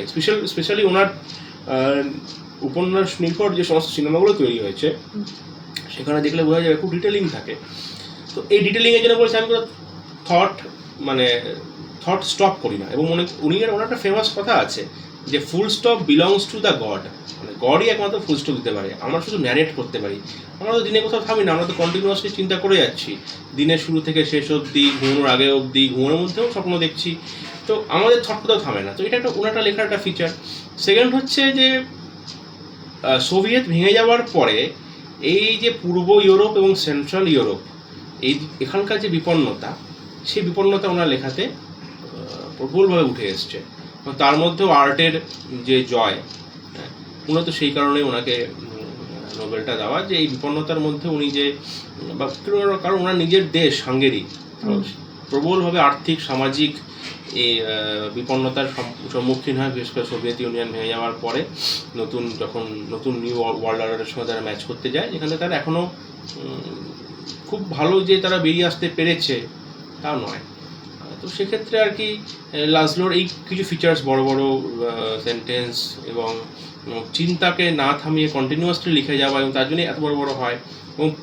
এবং তার সঙ্গে মানুষ যখন ধরুন রিসেন্টলি পরিমল ভট্টাচার্যের ক্ষেত্রে যেটা সাতগার হাওয়াদাতিরা, তো মানুষ আনন্দ পুরস্কার যেটা পেয়েছে, তো সেক্ষেত্রে কি হয়, মানুষ যখন তার বাস্তব বিপন্নতার থেকে বেরিয়ে আসার উপায় খুঁজতে পারে না, তখন সেই বহু ক্ষেত্রে ম্যাজিক রিয়ালিজম, পুরাণ, লোককথার আশ্রয় নেয়। তো এইরকম ব্যাপারগুলো লাজলো প্রাজনোহরকায়ের লেখাতে আমরা পাই আর কি। তো বাকিটা পড়তে হবে। মুশকিলটা হচ্ছে যে মূল ভাষায় পড়ার যে আনন্দটা, সেই আনন্দটা তো ট্রান্সলেশনে পাওয়া যায় না। তবুও চেষ্টা করছি, কিছু বই এই মুহূর্তে পাওয়া না গেলেও আমি PDF জোগাড় করে পড়া শুরু করব। পরবর্তী কখনো আলোচনায় এটা নিয়ে আলাদা করে একটা এপিসোড তৈরি করাই যায়। আচ্ছা, বাংলাদেশের সাহিত্য নিয়ে তোমার কি মতামত? কিরকম ওখানে সাহিত্য চর্চা, এবং তার সাথে পশ্চিমবঙ্গের সাহিত্যের যে ম্যাগাজিনের যে যদি কম্পারিজন করি, তাতে তোমার কি মনে হয়? দেখুন, বাংলাদেশ এবং ভারতবর্ষের যে ইমিডিয়েট হিস্ট্রি, সেটা মোটামুটি 1947 সাল অবধি একরকমই ছিল। 47 থেকে 71, পরবর্তীকাল 71 থেকে 2025, 24-25 এবং তার পরবর্তীকাল, এরকম বেশ কয়েকটা ভাগে ভাগ করা যায়। কারণ একই ভূখণ্ড, একসময় একই ভূখণ্ডে থাকলেও অভিজ্ঞতা ভিন্ন ভিন্ন। বিশেষ করে 71-এর যুদ্ধের পরে এবং ওই সময়টাতে, ওই যে 10-12 বছরের যে ওই স্প্যানটাতে আপনার যেটা হয়েছে যে বাংলাদেশের নিজস্ব কিছু অভিজ্ঞতা হয়েছে, যেটা আমাদের পশ্চিমবঙ্গে হয়নি। যেমন বাংলাদেশে ভাষা আন্দোলন হয়েছে, পশ্চিমবঙ্গে ভাষা আন্দোলন হয়েছে, সেটা অন্য পরিপ্রেক্ষিতে। বাংলাদেশের যে নেশন ওয়াইড যে ভাষা আন্দোলন, যুদ্ধ করতে গিয়ে আমার একটা খুব প্রিয় বই আছে, ডায়েরি ফরম্যাটে লেখা, গেরিলা থেকে সম্মুখ সমর।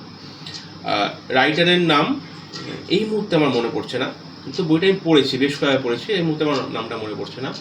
তো গেরিলা থেকে সম্মুখ সমর, তো এই যে লেখক, সে বিভিন্ন গ্রামে গেছে, বিভিন্ন জায়গায় গ্রামের মানুষের কষ্ট দেখেছে, তাদের কথা লিপিবদ্ধ হয়েছে, এবং গোটা দেশটার পুঙ্খানু ছোট ছোট ওই যে বললাম যেগুলো আমাদের মফস্বলের কবিতায় উঠে আসে, মফস্বলের প্রবন্ধে উঠে আসে, কলকাতার প্রবন্ধে উঠে আসে না, কারণ কলকাতার বাস্তবতা আর পশ্চিমবঙ্গের মফস্বলের বাস্তবতার মধ্যে বিরাট পার্থক্য আছে। তো বাংলাদেশের এই বাস্তবতাটা এই যে মুক্তিযুদ্ধ, মুক্তিসেনা বা এই বিভিন্ন লোকে গ্রামে গিয়ে, যে গ্রাম অঞ্চলগুলোতে গিয়ে ডিটেলিং, ছোট ছোট ছোট ছোট অভ্যাস, বিভিন্ন চর যেগুলো আছে, চর সাহিত্য, বাংলাদেশের সাহিত্যের একটা অন্যতম ফিচার হচ্ছে বিভিন্ন চরগুলো নিয়ে, নদীর বুকে জেগে ওঠা চর, মানুষের সংগ্রাম, এই যে ডিটেলিংগুলো অনেক বেশি উঠে এসছে আমাদের ক্ষেত্রে, যেটা বহু ক্ষেত্রে নাগরিক দুঃখ, নাগরিক পরকীয়া, এইগুলো পারিবারিক ইয়ে ইত্যাদি ইত্যাদি যতটাভাবে উঠে আসছে, বা এখন যেগুলো তন্ত্রমন্ত্র ব্যাপার, সেক্ষেত্রে কিন্তু বাংলাদেশের রিয়ালিস্টিক সাহিত্য, ম্যাচিওর সাহিত্যর পরিমাণ তুলনামূলকভাবে বেশি। তার কারণ হচ্ছে এই একটা দুটো জেনারেশন তারা একদম নতুন নতুন ফিচার্স পেয়েছিল, যেমন ওই ভাষা আন্দোলন, যুদ্ধের পরে দেশ তৈরি করা, দেশকে নতুনভাবে তৈরি করাকে তাকে জানা, এই বিষয়গুলো উঠে আসে, যে কারণে বাংলাদেশের কিছু ডিস্টিংক্ট বাংলা ভাষার প্রচারটাও অনেকটা বেশি। হ্যাঁ, এখানে বাংলা নিজের দেশ পেয়েছে। ভারতবর্ষের ক্ষেত্রে বাংলা দুটো রাজ্য পেয়েছে, পশ্চিমবঙ্গ এবং ত্রিপুরা। কিন্তু বাংলাদেশের ক্ষেত্রে বাংলাদেশ একটা বাংলা ভাষা একটা নিজের দেশ পেয়েছে। সরকারি উদ্যোগ থেকে শুরু করে সব কিছুটাই বাংলা পুরোটাই বাংলাময়। তারপরে ইংরেজি আসছে, এবং তার ভেতরে যে বাংলা, এবং সবচেয়ে মজা হচ্ছে বাংলার যে 4-5টা আলাদা আলাদা ডায়ালেক্ট আছে, বরেন্দ্রী বলুন, কামরূপী বলুন, একমাত্র ঝাড়খণ্ডী বাংলাটা বাদ দিয়ে সমস্ত বাংলাগুলো, মানে মূল বাংলা ভাষা যে স্ট্যান্ডার্ড, যেটাতে আমরা লিখি, তার পাশে যে ডায়ালেক্টগুলো আছে সেগুলো সরকারি পৃষ্ঠপোষকতা লাভ করেছে বাংলাদেশে, যে কারণে ওভারঅল বাংলার চর্চাটা বাংলাদেশের বাস্তবতায় খুব এগিয়েছে, অনেকটা এগিয়েছে। যে বলে খুব ডিটেলিং, মানে আমি রিসেন্টলি একটা বই পড়ছি, ওটা বহুদিন আগে পড়া উচিত ছিল বইটা, আমার এক ভাই নিবেদন, ও আমাকে সেদিন আলোচনা হচ্ছিল, বইটার নাম হচ্ছে সূর্য দীঘল বাড়ি। 1955 সালে লেখা একটা উপন্যাস, আবু ইসাইকের লেখা। তো মূলত দেশভাগ এবং তার পরবর্তী সেই দেশভাগের আগে দুর্ভিক্ষ, এই সময় আর কি বিষয় করে লেখা। বইটা নিয়ে 1979 সিনেমাও হয়, মানে বাংলাদেশ স্বাধীন হওয়ার পর ওটাই প্রথম একটা প্রপার ফিচার ফিল্ম, সেটা বহু জায়গায় অ্যাওয়ার্ডেড হয়। দুর্দান্ত একটা উপন্যাস, ছোট্ট উপন্যাস, এমন কিছু বড় মানে মোটা বই না যে 300-400 পাতা, 120-30 পাতার আর কি, মানে আমি যে বইটা কিনেছি। তো খুব ভালো একটা উপন্যাস, সেখানে ডিটেলিং পাচ্ছি, মানে গ্রামের সেই একটা পুকুরকে কেন্দ্র করে কী কী কালচার, কী কী সংস্কার, গ্রামের বাজার, তার ডিটেলিং, মানে একটা যেন পুরো ডেটা উঠে আসছে যে বাংলাদেশের সেই সময়কার বাস্তবতা কি।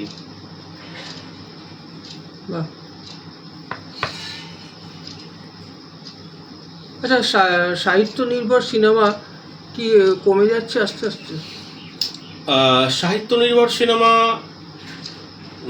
খুব কম তৈরি হচ্ছে, এটা ফ্যাক্ট। আমি ডেটা দিয়ে যদি দেখি, একদম ফ্যাক্ট যে ভারতবর্ষে সাহিত্য নির্ভর সিনেমা, বাংলা বলুন, হিন্দি বলুন, অন্য যে কোনো ভাষার ক্ষেত্রে কমে যাচ্ছে, খুব কম তৈরি হচ্ছে। এবার সাহিত্য নির্ভর সিনেমার ক্ষেত্রে কিছু সমস্যা আছে। প্রথম কথা হচ্ছে, সাহিত্য নির্ভর সিনেমার আমাদের যে সিনেমাগুলো তৈরি হয় পশ্চিমবঙ্গ সহ গোটা ভারতবর্ষে, তার একটা প্রপার ফর্মুলা আছে। মানে সিনেমা তো একটা বাণিজ্যিক মাধ্যম, এবং এখানে বাণিজ্যটা খুব ইম্পর্টেন্ট। যদিও ওটিটি বা ওয়েব সিরিজ আসার পরে ইকোনমিক সিকিউরিটিটা তুলনামূলকভাবে বেড়েছে, একটা আর্থিক ক্ষয়ক্ষতির পরিমাণ তুলনামূলকভাবে কমেছে, কিন্তু ওভারঅল যে সিনেমা যেটা বলছি, আমি ওটিটি বা ওয়েব সিরিজ বাদ দিচ্ছি, সিনেমার ক্ষেত্রে সাহিত্য যে কতটা সফল, কয়েকটা এক্সাম্পল বাদ দিলে, সেই ব্লকবাস্টার সিনেমা, যেহেতু আর্থিক নিরাপত্তাটা খুব ইম্পর্টেন্ট, একটা সময় তো খুব রমরমা ছিল বাংলা। কারণ ওই সময় ব্যাপারটা হচ্ছে যে বললাম যে একটা গোটা প্রজন্ম ছিল যারা সাহিত্য পড়তো, পড়াশোনার চর্চা ছিল, তার সঙ্গে তারা সিনেমাকে কম্পেয়ার করতো, সিনেমার রূপে তার দেখতে ভালো লাগতো। এখন সিনেমার ক্ষেত্রে যেটা হচ্ছে যে সাহিত্য যে সিনেমা করলাম, তারপরে দেখা গেল যে সাহিত্যের সঙ্গে সিনেমাটা ম্যাচ করলো না, সেখানে একটা আর্থিক ক্ষয়ক্ষতি, মানে বিরূপ সমালোচনা হয়ে গেল, আর্থিক ক্ষয়ক্ষতির জায়গায় পৌঁছে গেল, সেখান থেকে একটা আর ফর্মুলার বাইরে তো বেরোতে চাইছেন না। এবং বহু ক্ষেত্রে সাহিত্যে সিনেম্যাটিক যে এলিমেন্ট, যেমন যখন মানে যে সাহিত্য রচনা করে সে তো সিনেমা হবে এরকম ভেবে করে না। তো সেক্ষেত্রে একটা সমস্যা হচ্ছে সিনেম্যাটিক গল্প না হলে সাহিত্য করাটা একটু সমস্যা। যেমন রিসেন্টলি আমি একটা গল্প পড়লাম সুবোধ ঘোষের একটা গল্প পড়লাম, শ্মশান চাপা। নর্মালি টপ মানে সুবোধ ঘোষের 5, 6টা, 7টা, 8টা গল্প যদি বলতে বলি তার মধ্যে শ্মশান চাপা অবশ্যই আসবে না। কিন্তু শ্মশান চাপা গল্পটার মধ্যে অদ্ভুত একটা বলতে পারি সাইকো থ্রিলার বা সাইকো হরার, হ্যাঁ, অলৌকিকতাকে বাদ দিয়েও একটা সাইকো হরার বা সাইকো থ্রিলারের এলিমেন্ট আছে, যেটাতে খুব ভালো হয়তো ওয়েব সিরিজ তৈরি হতে পারে। হ্যাঁ, তো সেটাকে চেঞ্জ করতে হবে, এবং ভূক্ষত্রে চেঞ্জ করতে গিয়ে দেখা যায় যে সাহিত্যিকেরও এই বিষয়ে আপত্তি থাকতে পারে যে আমার লেখাটার মধ্যে যেন সেই মানে অরিজিনালিটি থাকলো না, সেই ফ্লেভারটা এলো না।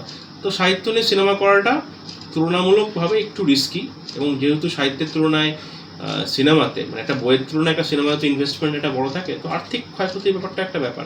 তো আশা করছি এটাও ডেভেলপ হয়ে যাবে, ভালো ভালো সিনেমাটিক সাহিত্য হয়তো তৈরি হবে। আচ্ছা, একটা প্রসঙ্গ, আমি তোমার কি মতামত যে রাষ্ট্রের যে লেখকের কণ্ঠরোধ করার প্রচেষ্টা, এবং সম্প্রতি একটি বিল এসছে আমরা দেখতে পাচ্ছি যে যেখানে বলছে যে সরকারি কর্মচারীরা প্রতিবাদ করতে পারবে না, সে বিষয়ে তোমার? এই বিষয়ে ব্যাপারটা হচ্ছে রাষ্ট্র এবং কবিতার মধ্যে বিরোধ থাকবে। রাষ্ট্র এবং যে কোনো সৃজনশীলতার মধ্যে বিরোধ থাকবে যদি সেই সৃজনশীলতাকে রাষ্ট্রকে এগিয়ে নিয়ে যাওয়া যায় বা রাষ্ট্রের বিরোধিতা না করে। কেন থাকবে? তার নেচার, রাষ্ট্রের নেচার এবং সাহিত্য। আমি কবিতা মানে আমি সাহিত্যেরটাকে ধরছি, ফিকশন, নন ফিকশন, গল্প, কবিতা, প্রবন্ধ সব মিলিয়ে। এবং রাষ্ট্র হচ্ছে একটা পরিকাঠামো, একদম একটা বিল্ডিংয়ের মতো, একটা সেখানে এইখানে এটা হবে, ওটা এই নিয়ম, একটা প্রপার নিয়ম শৃঙ্খলা দিয়ে চলে। এবং রাষ্ট্র চেষ্টা করে যে ক্ষেত্রে আমরা একটা স্ট্যাটাস কো মানে স্থিতাবস্থা বজায় রাখবো। পরিকাঠামোর যেমন একটা মাপ থাকে, রাষ্ট্র সেই মাপের মধ্যে চলতেই ভালোবাসে। হ্যাঁ, সেই মাপ কখনো বদলায় যখন রাষ্ট্রের আর্থিক কোনো উন্নতি বা রাষ্ট্রের কোনো সিকিউরিটি অ্যাসিওর হবে। কিন্তু সাহিত্য তো সেরকম না। সাহিত্য হচ্ছে নদী, মানে চলমান একটা নদীর মতো। তার মূল ফাউন্ডেশনটা হচ্ছে ফ্রিডমের ওপরে। তাকে সে যেটা ভাবছে সে সেটা লিখবে, সে কোনো পরিকাঠামো মানে তার লেখার মধ্যে কোনো মার্জিন থাকে না। খাতায় মার্জিন থাকে কিন্তু মনে কোনো মার্জিন থাকে না। তো সাহিত্যের ক্ষেত্রে সেটা, তাহলে যেখানে রাষ্ট্র হচ্ছে একটা পরিকাঠামো, রুল বেসড, একদম ফ্রেম করা, সেখানে সাহিত্য হচ্ছে একটা ফ্রিডম। সেই জন্যই মনে বলা হয় যে কবি সাহিত্যিকদের কোনো একটা পলিটিক্যাল স্ট্যান্ডে যাওয়া উচিত নয়। মানে হ্যাঁ, মানে সেক্ষেত্রে একটা ওই যে বললাম যে সাহিত্যিকটা হচ্ছে ফ্রিডমের চর্চা করা, স্বাধীনতার চর্চা। সাহিত্য তো স্বাধীনতার চর্চা, তাহলে তো একটা কনফ্লিক্ট অবশ্যই তার আসবে। সেটা তো থাকবে রাষ্ট্র, এবং সেখানে রাষ্ট্রের সঙ্গে সাহিত্যের কণ্ঠরোধ হবেই। এবার রাষ্ট্রের প্রায়োরিটি বা রাষ্ট্রের যারা শাসক তাদের প্রায়োরিটি কি? তাদের প্রায়োরিটি যেমন একটা খুব সিম্পল এক্সাম্পল দিয়ে বলা যায় যে যখন প্রথম সোভিয়েত দেশ তৈরি হয় তখন সোভিয়েতের যারা আপনার ছিল শাসক ছিলেন যারা, তারা একটা নিয়ম জারি করেন যে যত চার্চ আছে সেই চার্চগুলোতে ধর্মীয় শিক্ষাই দেওয়া যাবে, তারা বিজ্ঞান শিক্ষা ক্ষেত্রে অতটা প্রমোট করতে পারবে না। যেটা আমাদের এখানে নেই। যেমন বহু আমাদের ধর্মীয় সংস্থায় যারা প্রাইভেট স্কুল চালাচ্ছে বা অটোনমাস স্কুল চালাচ্ছে বিজ্ঞান নিয়ে করছে। তো রাষ্ট্রের প্রায়োরিটি ছিল ওখানে যে আমি রাষ্ট্র বিজ্ঞানটাকে কন্ট্রোল করবে, ধর্মীয়রা যারা করবে সেটা তাদের বিষয় করতেই পারে। তো এতে কি হলো, মেইন স্ট্রিমের যে পড়াশুনো সেই পড়াশোনাটা চলে গেল পুরোপুরি প্রগতিশীল বা বিজ্ঞানের দিকে, বা বিজ্ঞানের তো ভালো মন্দ আছে আছে। তো সেক্ষেত্রে রাষ্ট্রের প্রায়োরিটি আমি কি জাতীয় পড়াশুনোকে প্রমোট করব, কি জাতীয় মানুষকে প্রমোট করব।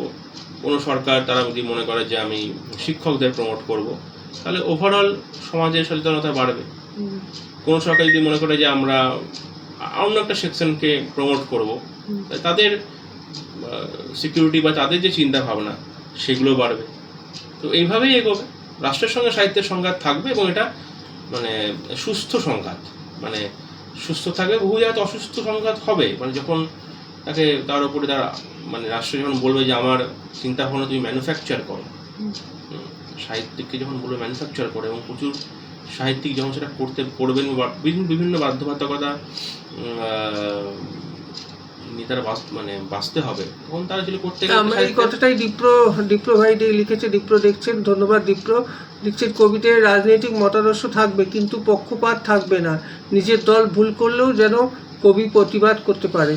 হ্যাঁ, অবশ্যই আমি এটার সঙ্গে এগ্রি করি একদমই। তার কারণ হচ্ছে যে প্রচুর ভুল, মানে আমি তো নীলকে সাদা বলতে পারবো না, সাদাকে আবার তো আমি বলতে পারবো না যেটা পিঙ্ক। সেখানে যেটা ঠিক ভুলের ক্ষেত্রে আমাকে অবশ্যই বলতেই হবে। গৌতম দাও দেখছেন আমাদের সঙ্গে, গৌতম রায় দেখে সুসকাল শুভেচ্ছা জানাই। আচ্ছা, ধন্যবাদ, নমস্কার। আপনারা সকলেই দেখছেন যে সপ্তাহিক করিডোরে আয়োজিত সাহিত্য আড্ডায় আজকে আমার সঙ্গে রয়েছেন তরুণ কবি এবং সাংবাদিক অর্ক গোস্বামী। তো অর্ক, আমার অনুষ্ঠানের প্রায় শেষের দিকে, তোমার ভবিষ্যৎ পরিকল্পনা কি, কিছু বলো।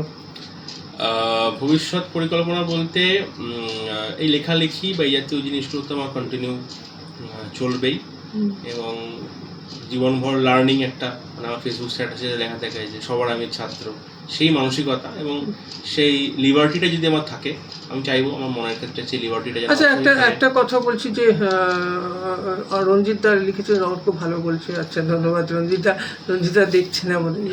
অর্ক, তুমি কি এই ককরোচ জনতা পার্টি দেখে সংবাদটা পেয়েছো? খুব প্রচন্ড মানে এরা পাচ্ছে, এদের সম্বন্ধে জানো কি? হ্যাঁ, আমি অতটা ডিটেল পড়িনি, ভাষা সেটা হচ্ছে ককরোচ জনতা পার্টি।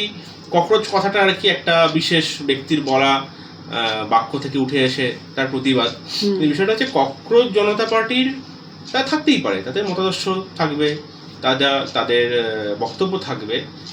বিদেশের একজন ছেলে, ব্যাপারটা হচ্ছে যে ককরোচ জনতা পার্টি আর ইভেন্ট হয়ে থাকবে যে আমরা দেখলাম, এনজয় করলাম, চলে এলাম, আবার দিনের কাজে ভুলে গেলাম, বিপন্নতা নিয়ে বাঁচলাম, তা তো নয়। ককরোচ জনতা পার্টিকে বিকল্প দিতে হবে, তবে মানুষ অ্যাকসেপ্ট করবে যে বিকল্প আমি কি করতে পারি। এটা কি মানে আমি বলতে চাইছি যে যেমন একটা জেনজি তোমার নেপালে একটা হলো, বা বাংলাদেশে একটা তাদের ভূমিকা দেখলো, এটাও কি ভারতবর্ষে সেরকম একটা? হ্যাঁ, এটা ডিটেলিং এ বলতে হয়। ভারতবর্ষের ক্ষেত্রে জেনজি আন্দোলন কতটা সফল হবে সেটা নিয়ে আমি সন্দিহান। তবে যদি জেনজি আন্দোলন ভালো কোনো ক্ষেত্রে হয়, অবশ্যই তার প্রতি সমর্থন থাকবে। জেনজি আন্দোলন যেখানে যেখানে হয়েছে, বেশ কিছু আফ্রিকার কান্ট্রিতে হয়েছে, মধ্যপ্রাচ্যে কয়েকটা জায়গাতে হয়েছে। আমরা তখন কলেজে পড়ি, তখন আরব বসন্ত এসেছিল, এটাও এক ধরনের আন্দোলন, মিলেনিয়ান জেনারেশনের আন্দোলন। তো জেনজি আন্দোলনের ক্ষেত্রে যেটা দেখা গেছে যে সেই সব জায়গাতেই খুব সফল হয়েছে। শ্রীলঙ্কাতেও হয়েছে। হ্যাঁ, শ্রীলঙ্কাতেও হয়েছে, তুলনামূলকভাবে শ্রীলঙ্কাতে কিন্তু সফল। তার একটা কারণ ছিল তার একটা রাজনৈতিক, ওই জেনজিদের একটা রাজনৈতিক মতাদর্শ ছিল, এবং সেটা বেশ কিছু রাজনৈতিক দল সাপোর্ট, একদম খোলাখুলি সাপোর্ট করেছে। মূলত বামপন্থী রাজনৈতিক দল তারা সাপোর্ট করেছিল, যে মানে শ্রীলঙ্কায় ওই আন্দোলনটা হওয়ার পরে কিন্তু 1.5-2 বছর শ্রীলঙ্কা বেশ ঠান্ডা আছে। এবং শ্রীলঙ্কার একটা বড় বড় বেনিফিট হচ্ছে শ্রীলঙ্কার লোকেশন। শ্রীলঙ্কা হচ্ছে একদম ইন্ডিয়ান ওশানের ট্রেড রুটের মধ্যে। অর্থাৎ শ্রীলঙ্কার কোনো সমস্যা হোক সেটা কিন্তু ভারতও চাইবে না, চীনও চাইবে না। এই দুটো দেশের বাণিজ্য কিন্তু শ্রীলঙ্কার অকুপেন্সির উপর ডিপেন্ড করছে, যে ওখানকার কি অবস্থা আছে। সেক্ষেত্রে ভারত এবং চীন থেকে তারা huge amount of monetary help পেয়েছে। হ্যাঁ, এবার যেখানে আসছিলাম জেনজি আন্দোলনের ক্ষেত্রে, নেপাল বা বাংলাদেশের ক্ষেত্রে এটা বলা যায় যে দুটোর ক্ষেত্রেই জেনজিদের এখনো অবধি যে প্রপার কোনো মতাদর্শ, আমি বলছি না তাকে বামপন্থী হতে হবে বা ডানপন্থী হতে হবে, তো সেটা সেই জায়গাটা নয়। মানে ভারতবর্ষের ক্ষেত্রে সমস্যা যে ভারতবর্ষের প্রচন্ড বিবিধতার দেশ, মানে প্রতি 50 কিলোমিটার অন্তর অন্তর মানুষের খাদ্যাভ্যাস বদলে যায়, মানুষের ভাষা বদলে যায়, মানুষের পাঠ বদলে যায়। ভারতবর্ষের ক্ষেত্রে জেনজি আন্দোলন করতে গেলে অনেক বেশি ইনক্লুসিভ হতে হবে, এবং কোনো একটা বিষয়, ধরুন জেনজিদের মূল বক্তব্য কি, মূল বক্তব্য অনেকগুলো বক্তব্যের মধ্যে হচ্ছে এটা তো একটা ডিসেন্ট্রালাইজড একটা আন্দোলনের মতো। তো মূল বক্তব্যটা হচ্ছে এটা পরিবেশ একটা ইস্যু, বা এক্সিস্টিং গণতান্ত্রিক সিস্টেমে তারা কোনো সুরাহা পাচ্ছে না, যে তারা কাজ পাচ্ছে না বহু জায়গাতে, তারা তাদের ফ্রিডম অফ এক্সপ্রেশন। আমি দেখেছি আমার যারা জেনজি বন্ধু বা জেনজি ভাইয়ের বোনদের মতো আছেন, জেনজি পরিচিত যারা আছেন, তারা কিন্তু এক্সপ্রেশনের ক্ষেত্রে খুব ফ্রি, কিন্তু তাদের ক্ষেত্রে মুশকিল হচ্ছে যে ওই যে বললাম যে আমার এক্সপ্রেশন, আমার কথার পিছনে আমার কি একটা লং টার্ম যে একটা মতাদর্শ, এটা খুব প্রয়োজন। সেটা যে কোনো মতাদর্শ হতে পারে, সেটা অ্যাকসেপ্টেন্স। তারা কি কোনো ইমপ্যাক্ট ফেলতে পারবে, মানে তোমার কিছু কিছু পকেটে হয়তো অবশ্যই ইনফ্যাক্ট ফেলতে পারবে। যেমন ধরুন জেনজিদের ক্ষেত্রে একটা বড় ইস্যু হচ্ছে গ্রিন মুভমেন্ট, মানে পরিবেশ কেন্দ্রিক ক্লাইমেট মুভমেন্ট। তো সেক্ষেত্রে যদি তারা এই ইস্যুগুলো, ক্লাইমেটের ইস্যুগুলো, আচ্ছা দীপ্র কি লিখেছে দেখো তো, বুঝতে পারছি না। ইস্টার ফলোয়ার হুজুগে বৈরাগী যতক্ষণ মতাদর্শ তৈরি হচ্ছে ততক্ষণ ককরোচের কোনো জায়গা নেই রাজনীতিতে।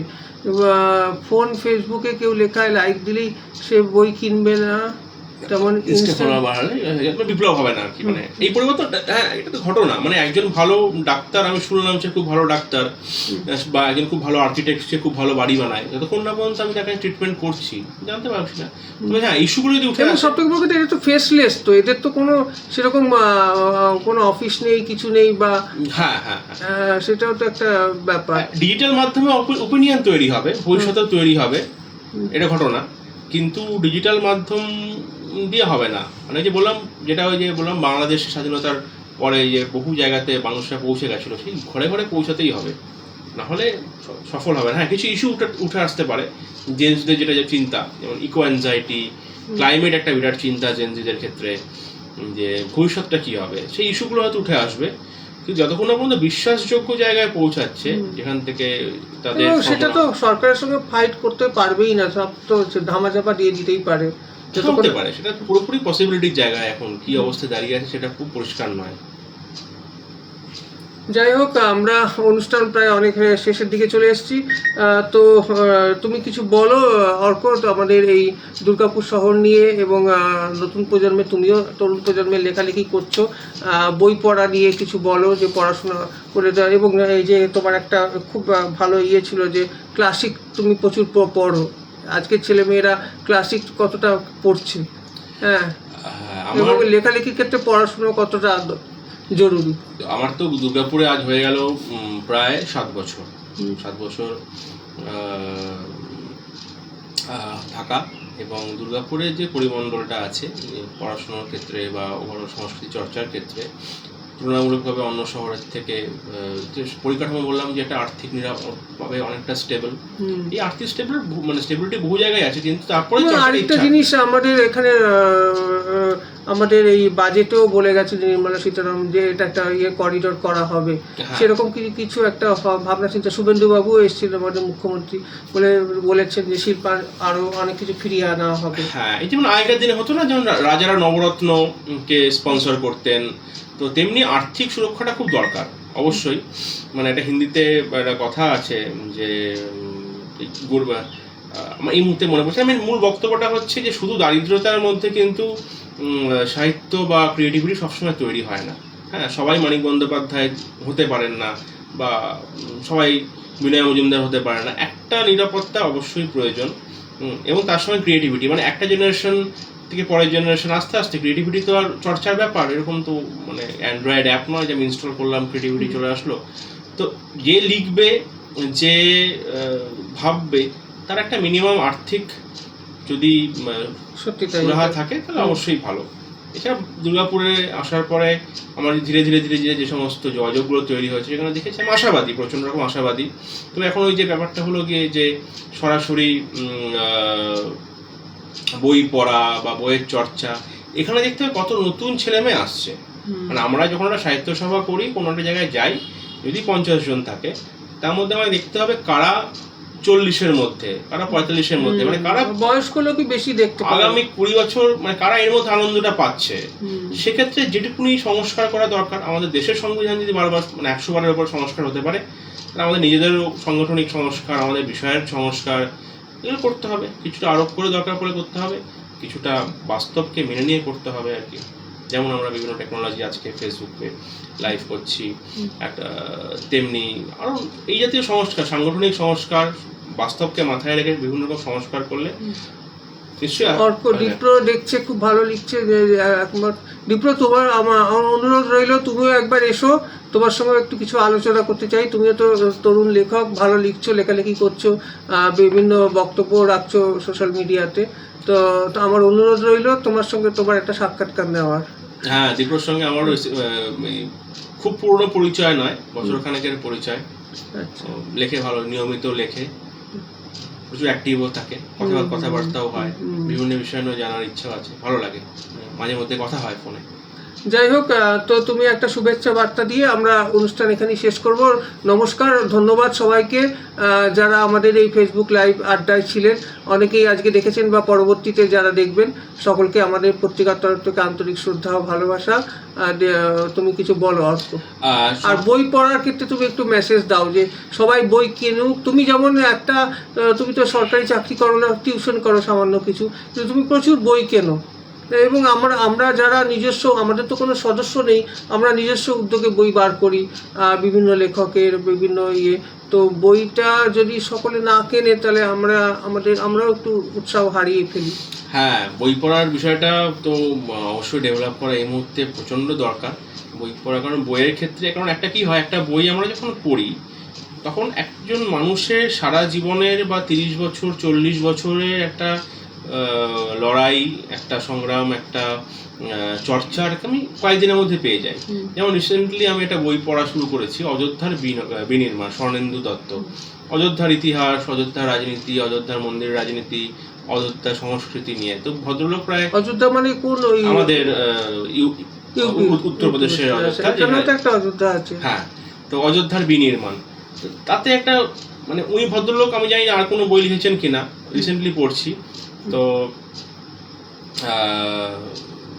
তার যে 30 বছর 40 বছর 50 বছরের যে চর্চা একটা বইতে উঠে এসছে। তো বহু ক্ষেত্রে আমরা যেমন এই বই পড়লে, বহু ক্ষেত্রে এখন যেহেতু বইগুলো মানে তথ্যপঞ্জি দেওয়া থাকে, ফ্যাক্টগুলো চেক থাকে ম্যাক্সিমাম ক্ষেত্রে, তো সেক্ষেত্রে কি হয়, বই পড়ার মাধ্যমে একটা মানুষের চিন্তা ভাবনা আমরা সহজে গ্রিপ করতে পারি, এটা ঘটনা। এবার বই কেন পড়বে মানুষ, বইয়ের কিছু, বই পড়া কিছু। আমার সঙ্গে অসিদ্ধা এসছে, অসিদ্ধা লিখছেন, প্রচিতযশা কবি যদি শাসকের কাছে নতজানু হয়, তখন কবির কবিতা কি সর্বজন গ্রাহ্য হয়? হ্যাঁ, এই প্রসঙ্গটা এসেছিলাম আমরা। হ্যাঁ, আমরা এসেছিলাম। তো সংক্ষেপে বলে দিই, অবশ্যই কবিতে বললাম যে কবি এবং রাষ্ট্রের মধ্যে সংঘাত থাকবে, তার নেচার যেহেতু আলাদা। রাষ্ট্র স্ট্যাটাস কো বা স্থিতাবস্থায় বিশ্বাস করেন, কবি স্বাধীনতায় বিশ্বাস করেন। এবার কবির যদি সমর্পণ হয়ে যায়, কবি সত্তার আর সমর্পণ তো হয়েই গেল, আত্মসমর্পণ হয়ে গেল, সেক্ষেত্রে তার আমরা তো দেখছি আশেপাশে সেরকম, তাই অনেকটাই।